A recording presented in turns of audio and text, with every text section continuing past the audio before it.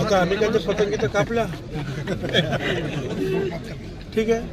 उद्या आणखीन आपल्या सहकाऱ्यांबरोबर शक्य झालं तर अनेकांच्या पतंगी कापल्या असं तुम्ही म्हणतात, मग आता आपली पतंग कापली गेली ना राजकारणात 2.5 वर्षासाठी. माझी पतंग नाही कापली. मी ह्या येवल्याचा आमदार आहे आणि तो 5व्या वेळेला आहे. आणि हे लक्षात घ्या, माझा जन्म येवल्यात झालेला नाही, माझं घरदार कुटुंब येवल्यातलं नाही, तरीसुद्धा या येवला लासलगाव लोकांनी मला मागची 20 वर्ष आणि पुढच्या 5 वर्षासाठी आमदारकी बहाल केलेली आहे. हा घातपात आहे की अपघात? आता ठीक आहे, आता पोलीस कारवाई करतायत, काही लोकांना मोका लावला आहे आणि ही काय कारवाई लवकर संपणार नाही, ते फार टोकापर्यंत जाईल ती कारवाई.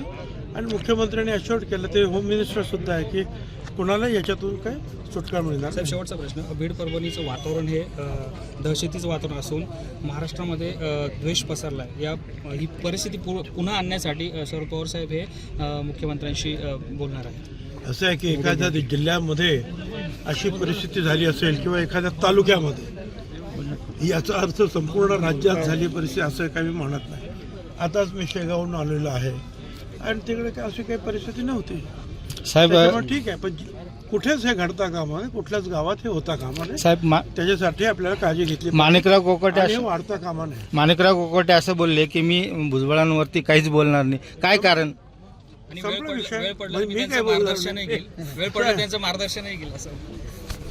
असं आहे ना, माझ्या विरुद्ध कोणी बोललं नाही तर मी तरी कोणाच्या विरुद्ध कशाला बोलू. सगळ्यांना शुभेच्छा. चला.